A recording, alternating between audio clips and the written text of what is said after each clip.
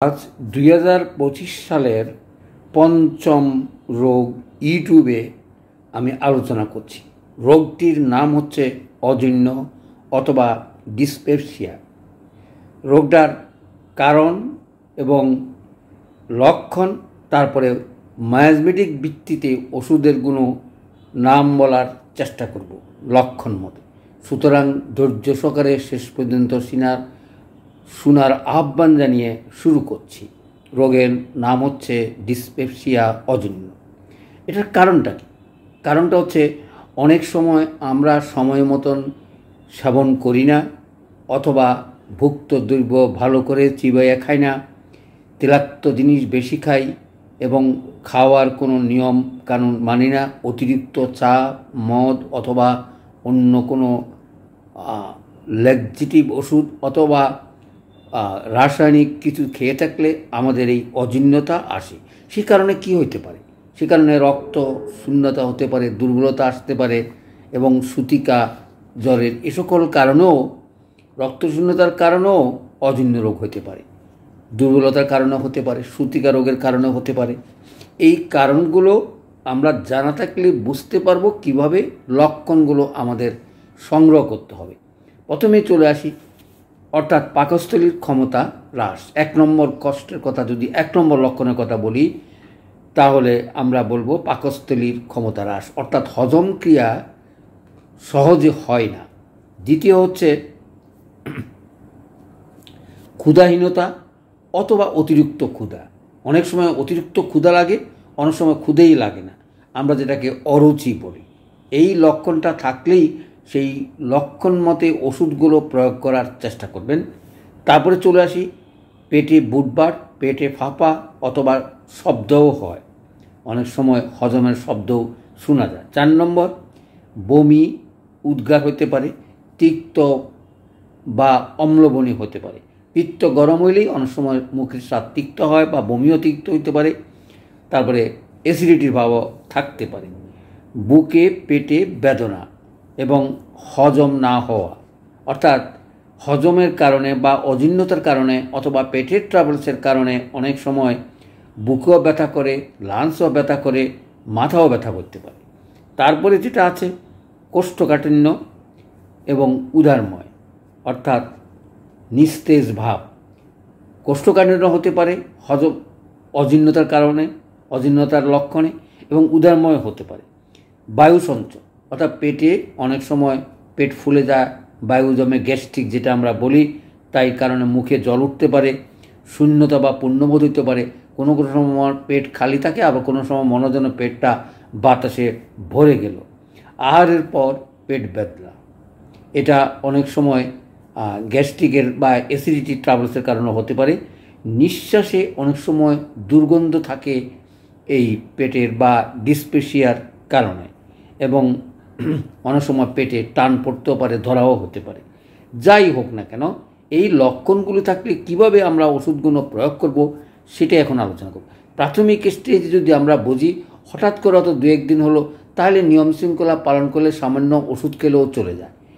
এরকম হঠাৎ করে দেখা বা হঠাৎ করে যদি কোনো রোগ হয়ে থাকে এবং দীর্ঘদিন না ভুগে থাকে, সেটা আমরা তরুণ রোগ হিসাবে যখনই বুঝতে পারবো এটা কোনো ক্রনিক ডিজিজ বা দীর্ঘদিন অথবা এই রোগে ভুগে নেই, অথবা কোনো মায়াজমেটিক কারণে তার এই ঘটনা ঘটতেছে না, তাহলে যে ওষুধগুলো আসে খুব সংক্ষেপে আমি আলোচনা করার চেষ্টা করব। সেটা হলো, প্রথম ওষুধ হলো চায়না।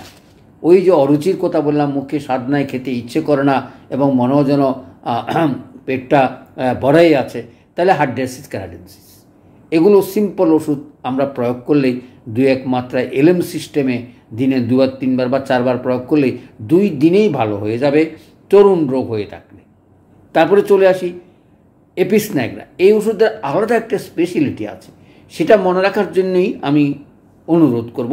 সেটা হচ্ছে, অজীর্ণতার কারণে অথবা ডিসপেপসিয়ার কারণে যদি নিঃশ্বাসের সঙ্গে দুর্গন্ধ বের হয়, ভয়ানক দুর্গন্ধ থাকে, তাহলেই এপিস্ন্যাগরার কথা মনে রাখার চেষ্টা করবেন।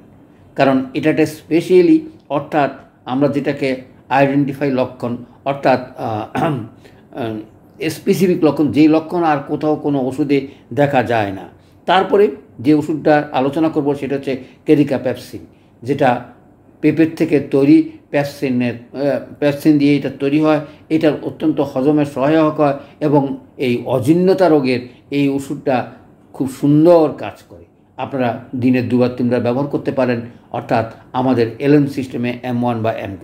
তারপরে যে ওষুধটা খুব তরুণ রোগ এবং বিভিন্ন সময়ে জানা, অনেক সময় বমি বমির ভাব, বমির সাথে অনেক সময় বমি হইতেও পারে, পেটে ফেঁপে থাকে, এবং সেটা হলো ইপিকাক। এবং এই অজীর্ণতার কারণে যদি শ্বাসকষ্ট হয় তাইলেও এই ইপিকাকটা চমৎকার কাজ করে। আর অনেক সময় ব্যথা বা আঘাতজনিত কারণে যদি কোনো রকমের ট্রাভেলস হয়ে থাকে তাহলে আমরা আর্নিকা বা রাস্টক্স ব্যবহার করতে পারি। তাহলে এই ওষুধগুলো হচ্ছে মায়াজমেটিক ছাড়া, অর্থাৎ তরুণ রোগে আমরা ব্যবহার করতে পারি। আর আমরা যখন কেস টেকিং পড়িয়েছিলাম তখন বলছিলাম যে কার দেহে কতটুকু পরিমাণ সরিক মায়াজম, সাইকোটিক বা সিফিলিটি বা টিউবারকুলোসিস আছে, সেই হিসেবে রোগের ট্রাভেলসগুলো হয়ে থাকে। সেরকম যদি চিন্তা করি আমরা বুঝতে পারি এই রোগটা তরুণ হলেও তার সরিক মায়াজমের কারণে হয়েছে, তাইলে সালফার ওষুধটা মনে রাখার চেষ্টা করবেন। তারপরে ওষুধটা নাক্স, এবং অনেক সময় ক্যালকেরিয়া ফসও হতে পারে, আর কার্বোভেজ।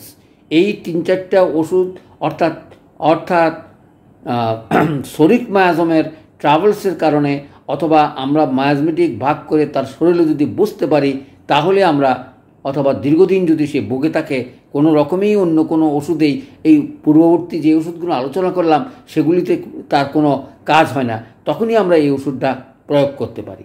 তারপরে যেটা আসে সেটা সাইকোসিস, অর্থাৎ সাইকোসিসের মায়াজমের উপর দেখবেন আমাদের সুন্দর সুন্দর ওষুধগুলো আছে।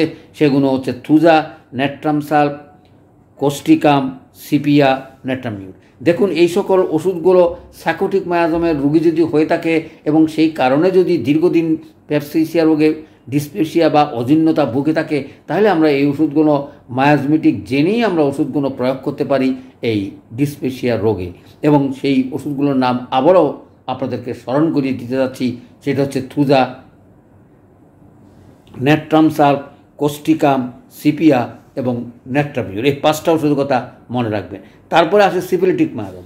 এখন যদি আমরা বুঝি তার শরীরে সিফিলিটিক মায়াজম বেশি, এবং আমরা যে কেস টেকিং নিয়েছি সেখানে দেখতে পেয়েছি, এবং তার পেটের ট্রাবলসও দীর্ঘদিন সে ভুগতেছে, কোনো রকমে কোনো ওষুধে কাজ করে না, অর্থাৎ উপরোক্ত ওষুধগুলো যখন আমরা কাজ পাবো না এবং সিফিলিটিক মায়াজমের তার শরীরে বেশি, তাইলে আমরা মনে রাখতে পারি হিপাসাল, ল্যাকোসিস, মার্কসল, কেলিব্যাক্রম, মেজোরিনাম। এই যে 5টা ওষুধ, অর্থাৎ প্রত্যেকটা মায়াজমের উপর আমি 5টা ওষুধের কথা বলতেছি এই কারণে একটা ওষুধের লক্ষণগুলো মনে রেখে পার্থক্যটা নির্বাচন করার চেষ্টা করবেন। আবারও বলছি, হিপাসাল, ল্যাকোসিস, মার্কসল, ক্যালিব্যাক্রম এবং মেজোরিনাম। তারপরে লাস্ট যেটা আসে সেটা হচ্ছে টিউবারকুলোসিস, অর্থাৎ কারো অজীর্ণতার কারণে যদি ওজন কমে যায় এবং হালকা পাতলা বডি, কোনো রকমের তার ভালোই লাগে না, দুনিয়াতে তার আর ইচ্ছে করে না, তখনই আমরা বুঝবো যে এই রোগটা এই সকল কিছু ভুগে সে টিউবারকুলোসিস দিকে চলে যাচ্ছে। তখন যে ওষুধগুলো আসে, 1 নম্বর ওষুধ আসে লাইকোপোডিয়াম। নিশ্চয়ই আমরা তার লক্ষণ ভিত্তিতেই এই ওষুধটা প্রয়োগ করব। যদি দীর্ঘদিন সে পেটের ট্রাভেলসে অজীর্ণতা ভোগে এবং উপরোক্ত আলোচনা যেটা করেছি সেখানে কোনো ওষুধে কাজ করছে না, এবং আমরা লক্ষণ মতোই বুঝতে পেরেছি তার টিউবারকুলোসিস মায়াজম, তাহলে অনায়াসে আমরা lycopodium, calcarea carb, calcarea phos, silicea, nitric acid, এই 5টা ওষুধের কথা মনে রাখার চেষ্টা করবেন। অর্থাৎ অজীর্ণ রোগে আমরা যেন ওষুধ দিয়ে কোনো ব্যর্থতা না হই। তার কারণ হচ্ছে, প্রথমেই যদি আমরা এই সকল ওষুধ দিয়ে চিকিৎসা করতে পারি, তাহলে রোগী কমপ্লেক্স বা গভীর থেকে গভীরতর ওষুধগুলো, যেগুলো ক্রনিক ডিজিজ দীর্ঘদিন ভালো হয় না, সেই দিকে আর যাবে না। এইটা মনে রাখতে পারলেই, অর্থাৎ তরুণ রোগের সঙ্গে আমরা চিররোগের মিশ্রিত করে যদি ট্রিটমেন্ট করতে পারি, তাহলে রোগী কখনো কোনো অঙ্গহানি হবে না এবং ডায়াবেটিস অথবা জটিল কোনো রোগ হবে না। তাইলে আশা করছি আপনারা এলএম পদ্ধতিতে, অর্থাৎ রোগীর চিকিৎসা দেওয়ার চেষ্টা করবেন, দিনে 2 মাত্রা, অথবা তরুণ রোগী হলেও ঘনমাত্রা দেওয়ার চেষ্টা করে সেবা দেওয়ার চেষ্টা করবেন। সকলকে ধন্যবাদ।